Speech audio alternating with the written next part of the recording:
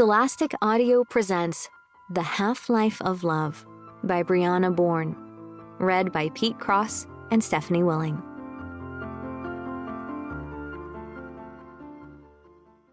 "41 days, 9 hours, 42 minutes. This is where I'm going to die." From my spot in the back seat of our Jeep, wedged in between overstuffed suitcases, I stare sullenly at the ultra-modern cabin in front of us. It's all sharp angles and gleaming wood. And glass. So much glass. The low-slung October sun glints off huge floor-to-ceiling windows with a glare so hot it stings my eyes.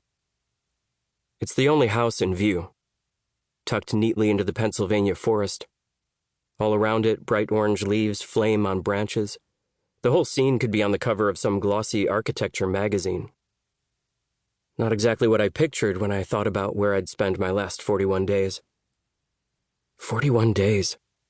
I can't believe that's all that's left for me. I blink hard, swallow down the tightness in my throat that's been permanently lodged there for exactly half my life. Well, almost exactly half. Outside the car, birds chirp in the autumn sunshine. Inside, the three of us, my mom, my dad, and me, are silent. Nobody even makes a move for their door handle. This is a threshold, and no one wants to take the next step. "Well, we made it," Mom finally says with forced brightness. Her words ping off the tension like a needle thrown at plate armor. Weariness smudges at her edges, and I know it's from more than just the long drive. The me about to die thing isn't all that's making this awkward. I haven't seen my parents in the same room since their divorce, and now, Mom's riding shotgun in the Jeep, like old times, sharing a bag of M&Ms with Dad, acting like we're a normal family again. When Mom came up with this plan, she said it'd be like a vacation. Pretty dismal vacation, in my opinion, but I was a good son and kept that observation to myself. I know this trip is really so I don't have to spend my last few weeks alone while they're at work. She asked where I wanted to go, listing a string of beach towns and bustling cities, but we've been down that road before. When we first found out about my expiration date, she dragged us to a million places, determined to give me as much life as she could in the time I had left. But weekends in New York City and boring drives to national parks didn't make us feel any better. And it nearly bankrupted them. I'm already an emotional burden. I won't let myself be a financial burden, too. So instead of letting Mom plan a postcard-worthy last hurrah, I told her I wanted to go to the one place I knew wouldn't leave my parents in debt. The town where I grew up. Carbon Junction. My dad grumbles something, then yanks the keys out of the ignition. "Can't sit here all day," he says. I can always count on his grumpy ass to bail us out of moments like this. We get out of the car, stretching our stiff legs in the autumn chill. I'm wearing my standard black t-shirt and black jeans, and goosebumps break out on my bare arms, spreading in a rush from my shoulders to my wrists. Mom comes over and side-squeezes me, looking up with an encouraging smile. She's not super short or anything, I'm just abnormally tall. Of course, she notices the goosebumps. "Oh, Flint, you must be—" "I'm not cold," I interrupt. "We've been over this." It's my standard response every time I refuse to wear a jacket. The thing is, I'm lying. I am cold.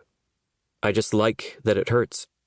If I stay cold and hungry and miserable, when the end comes, it won't hurt. It'll be a relief. We trudge up the driveway to the front porch, our shoes thumping hollowly on the deck. This cabin wasn't here when we lived in Carbon Junction.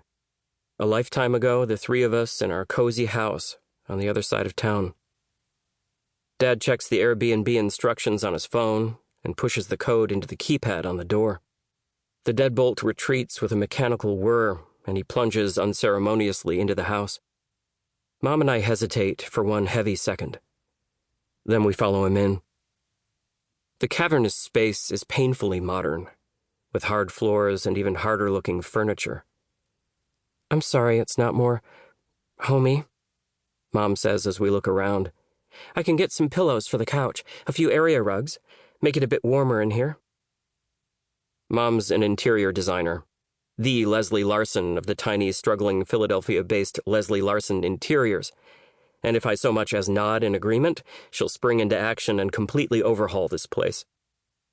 It's fine, Mom, I say, plopping down on the couch. Don't get anything. My divorced parents exchange a look, further cementing the fact that this is going to be weird. I rub my knees. In the Jeep, my legs were crunched up and my kneecaps were pressed against the front seats. But other than my sore knees, I feel fine. That's the worst part, I think. That I'm healthy. There's not a single thing wrong with me. No chronic disease eating away at me, no defective organs. My body should be able to keep on trucking for years, decades even. But it's October 23rd. And sometime on December 4th, it's going to stop, like a watch that's run out of batteries. That date has become more important to me than my own birthday. I've written it on every form I've ever had to fill in, pre or post half-life, they all ask. In school, I'd watch as my classmates circled pre, with carefree swishes of their pens. I'd draw a tight box around post, nearly ripping the paper. Everyone around me would get to skip the next question, but I'd have to answer it. Death Day, December 4th. Birthdays and death days. All lives are bracketed by them. Everyone half-lives. I'm just one of the unlucky people who had it happen when they were a little kid. I shake off the memory of the day I twinged, of the sudden splitting headache that I remember and the seizure afterward that I don't. That day was the demarcating line that was drawn down my life, separating it into before I knew when I was going to die, and after.